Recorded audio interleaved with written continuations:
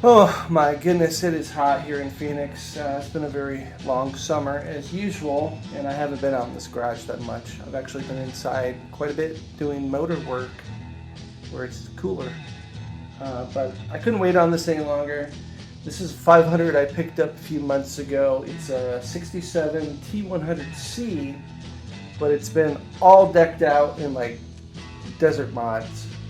I think I picked this up in Covina. It had been sitting since '76. It's got a lot of cool stuff on it. Let me show you.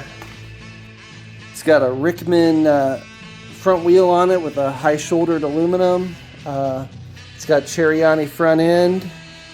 It has these kind of crazy foot pegs, which I actually don't dig that much. I'm probably just going to replace them with standard T100C folding pegs, or maybe I'll weld something on.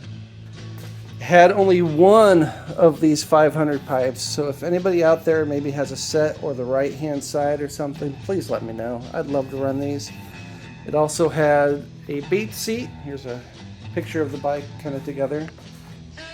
I think these are Buco handlebars.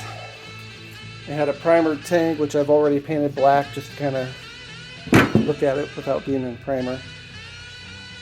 It's got a Circle Industries overlay sprocket on the back. No toolbox or anything over here, just the pancake air filter. I'll probably make or maybe buy something over here. Last registered in '76.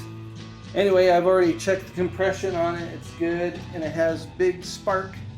I have got it to pop off a couple times, but every time I kick the clutch, the basket just starts spinning, so it doesn't make good contact. So I'm going to look at that.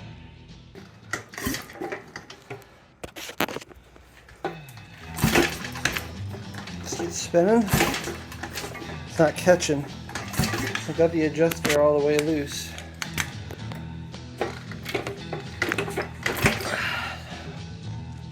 I went ahead and just actually loosened up the center clutch adjuster here, and it seems to be catching every time now. I think that might have been just too tight. Alright, let's see if I can get this thing to pop off consistently. Alright, a little bit of carbon cleaner.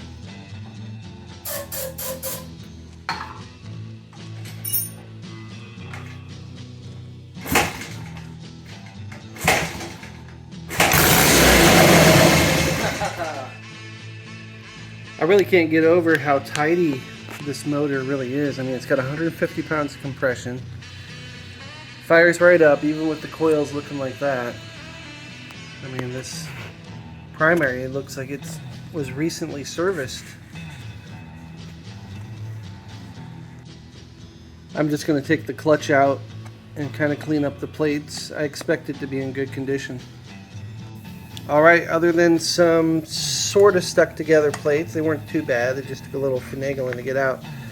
Everything looks really good. I mean, the basket looks in pretty good condition. Everything's nice and smooth. It's got the proper wiggle there. I don't think I'm even going to bother taking this off. Everything looks really good. Alright, now I'm moving on to the timing side here. So there's something weird going on with this selector. It doesn't feel right. Take this off since I'm swapping them out for T100C folding pegs. I really don't like these very much. Alright, let's see what's going on here. Alright, I pulled the clutch boot off. It looks like a little bit of water got in there, huh? A little rusty. That little rusted out adjuster might have been a sign of bad things to come. This cover is really stuck on there, and as I pull it out, little flecks of corrosion, white little dust start coming out. Alright, let's see if my fears are warranted. Uh-oh.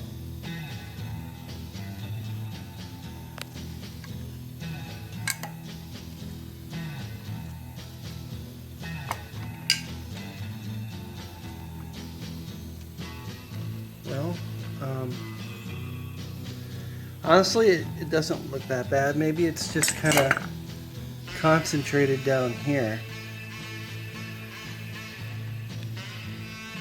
God, I don't know.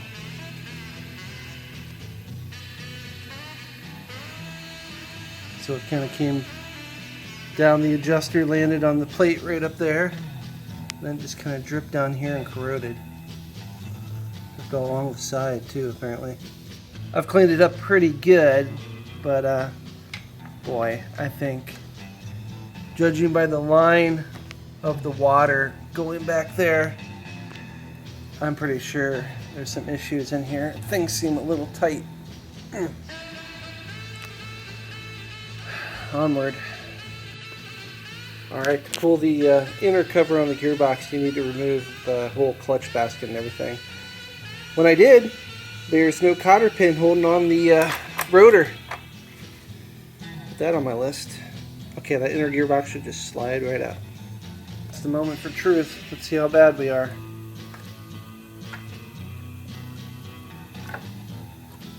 Uh-oh.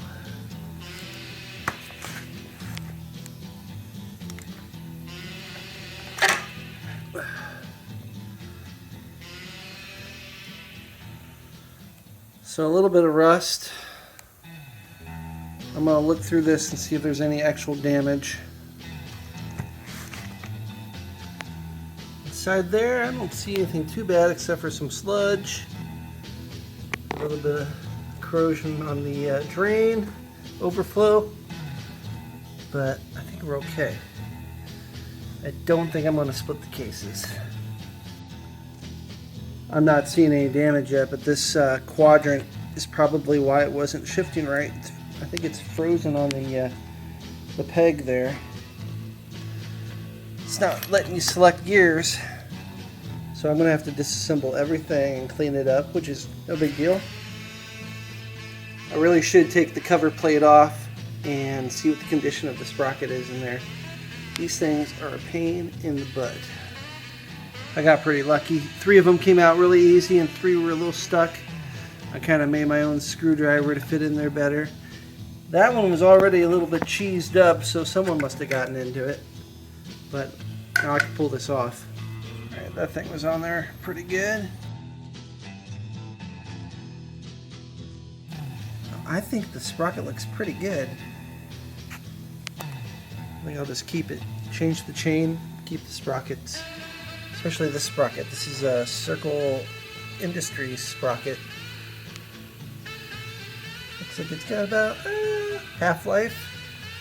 Maybe a little less than half-life. Okay, I think that's going to wrap it up for this video. Obviously I have a bit of work ahead of me. I'm going to go ahead and pull this motor out so I can clean it up a little easier and access the gearbox cavity a little bit easier, clean that out. Like I said, if anybody has this pipe, it's 1.25 inches, it's the 500 pipe. I need it for the timing side here. I take a single pipe, I take a whole set. I'd also take a 650 set. It's got they're called zigzag pipes or maybe Eakins pipes. The 650 pipes are a little bit bigger, but you can just get a spacer for the spigot on a 500. Anyway, I got lots of projects going on, so it never ends around here. I'll see you next time, and thanks for watching.